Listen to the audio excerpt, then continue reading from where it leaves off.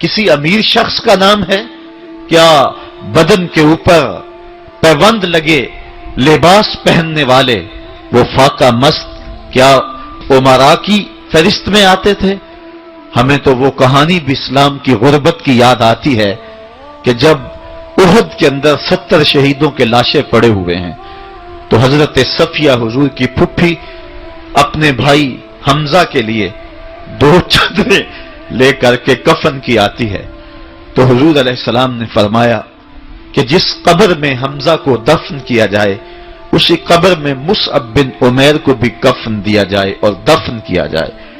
और कहा मेरे चचा के लिए उसकी जो बहन मेरी फुफ्फो जो 2 चादरें ले आई है, कहा एक चादर हम मुसअब बिन उमैर को देंगे।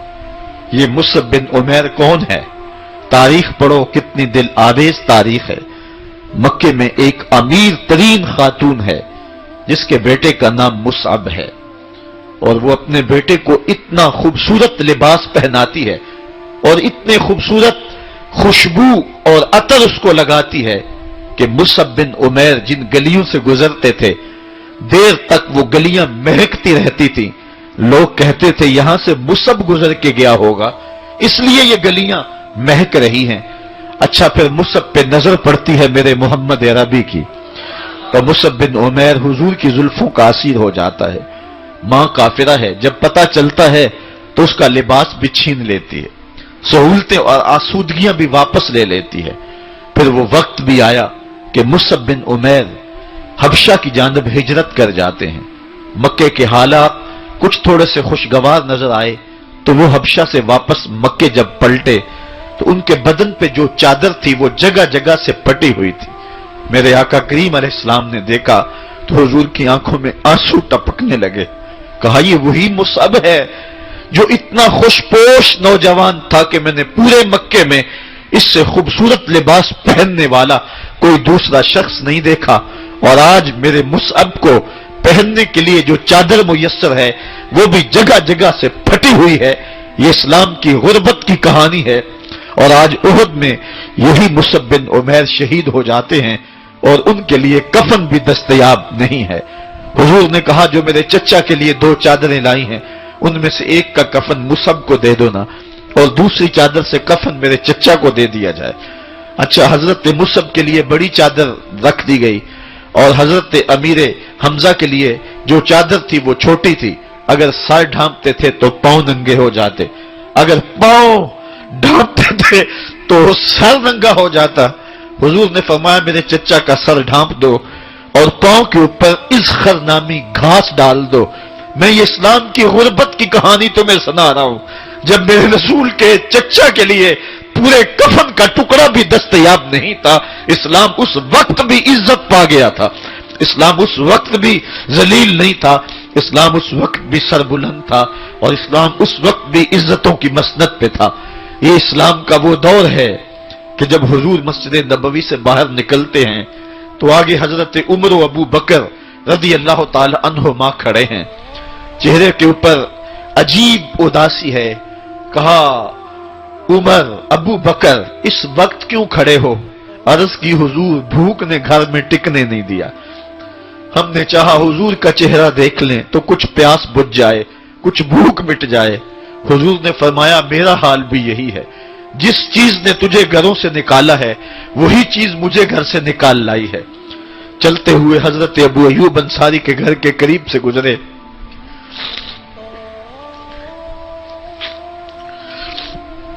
हुजूर की खुशबू पाके वो बाहर आ गए। अर्ज की बंदा नवाज, आज मेरे मेहमान नहीं बनते? हुजूर ने कहा तुम्हारी मर्जी। घर ले गए, चटाई बिछाई, हुजूर को बिठाया, घर वालों को बकरी का बच्चा ज़बह करके दिया।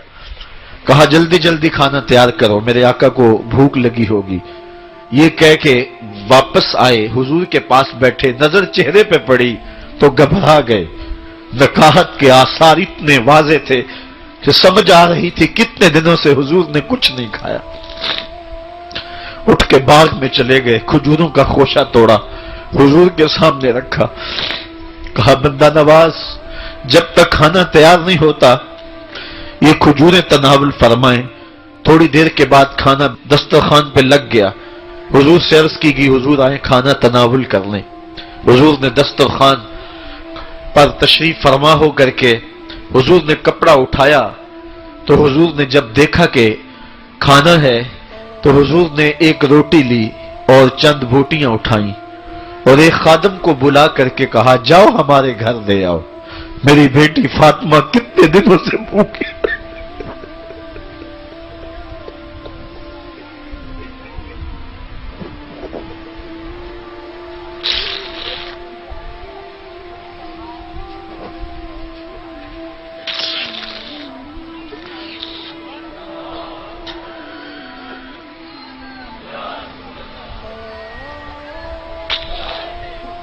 کہا جاؤ ہمارے گھر لے آؤ، میری فاطمہ کتنے دنوں سے بھوکی بیٹھی ہوئی ہے، مال کے کونین ہیں گو پاس کچھ رکھتے نہیں، دو جہاں کی نعمتیں ہیں ان کے خالی ہاتھ میں۔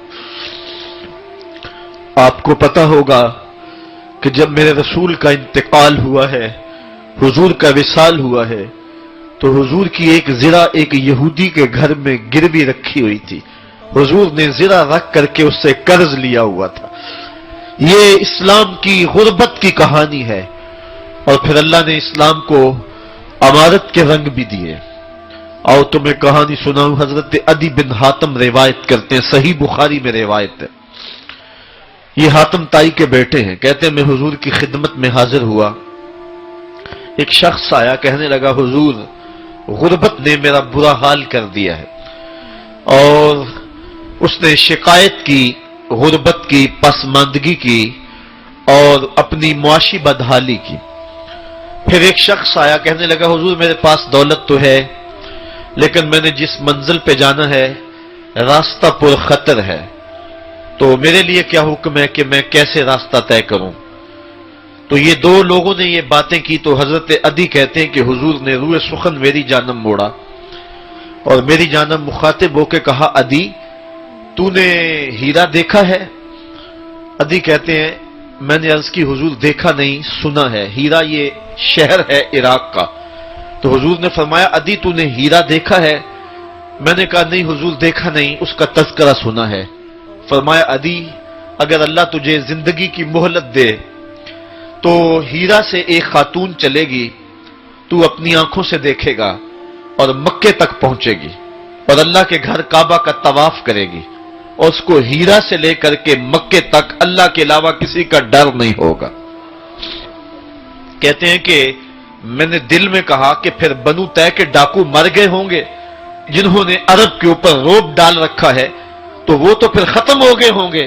کہتے ہیں میں بھی سوچ ہی رہا تھا کہ حضور نے مزید میری حیرت میں اضافہ کرتے ہوئے کہا عدی اگر تجھے اللہ نے زندگی کی مہلت دی تو تو دیکھے گا کہ کسرا کے خزانے تیری جھولی میں ہوں گے۔ تو اس دور کی سپر طاقت تھی۔ میں نے کہا حضور کسرا بن ہرمز؟